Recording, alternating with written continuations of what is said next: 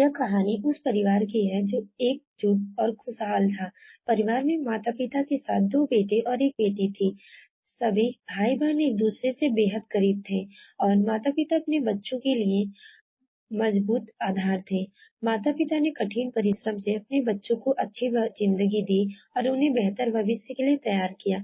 समय के साथ बच्चे बड़े हो गए और अपने-अपने रास्ते चुन लिए। सबसे बड़ा बेटा एक सरकारी नौकरी में लगा, छोटा बेटा विदेश में नौकरी करने चला गया और बेटी की शादी हो गई। माता-पिता अब बूढ़े हो रहे थे और उनके लिए अकेले रहना कठिन होने लगा था। दोनों बेटा और बेटी अपनी-अपनी ज़िम्मेदारियाँ थीं और वे अपने जीवन में व्यस्त हो चुके थे। माता-पिता उम्मीद करते थे कि बच्चे मिल-जुल कर उनकी देखभाल करेंगे, लेकिन धीरे-धीरे उनके बीच मतभेद और संतोष बढ़ने लगे। एक दिन जब माँ की तबीयत खराब हो गई, तो बच्चों को तुरंत आना पड़ा।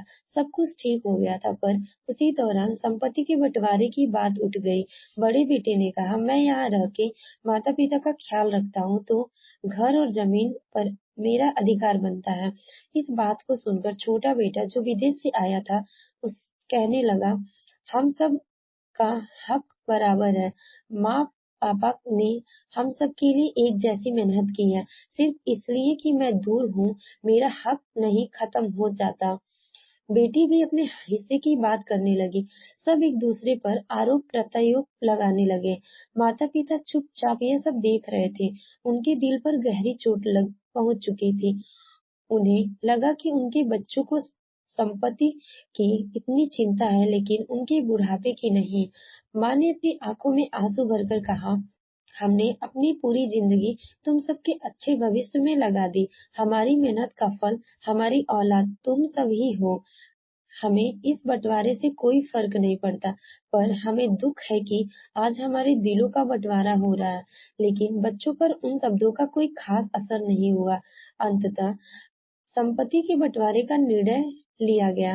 अदालत में मामला पहुँचा और निर्णय हुआ कि बड़े बेटे को घर का बड़ा हिस्सा मिलेगा, छोटे बेटे को कुछ ज़मीन और बेटी को नकद राशि।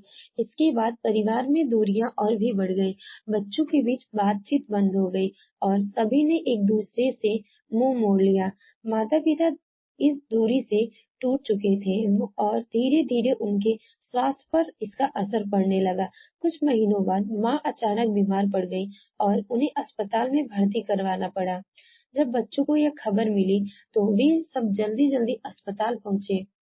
माँ बहुत कमज़ोर हो चुकी थी और डॉक्टर का कहना था कि अब उनके पास ज़्यादा समय नहीं है।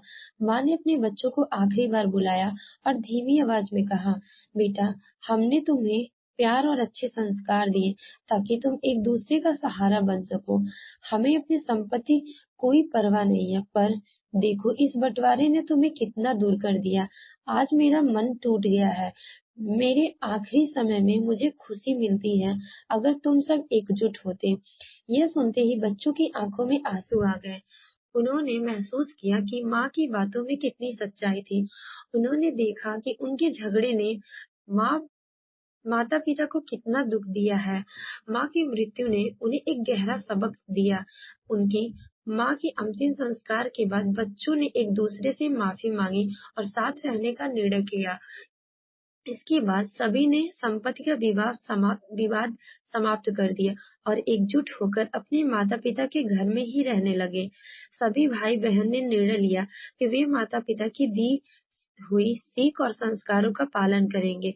अब उन्होंने समझ लिया था कि असली सुख और संपत्ति घर की चीजों में नहीं, बल्कि परिवार के प्यार और एकता में है। माता-पिता का घर अब फिर से पहले की तरह खुशियों से भर गया। बच्चों ने अपनी गलतियों से सीखा और यह निर्णय लिया कि वे अपनी अगली पीढ़ियों को भी यही सीख देंगे कि परिवार की एकता और आपसी प्रेम ही असली धन है। Thank you for watching my video and ये स्टोरी आप लोग को पसंद आया तो please subscribe my channel. Thank you so much.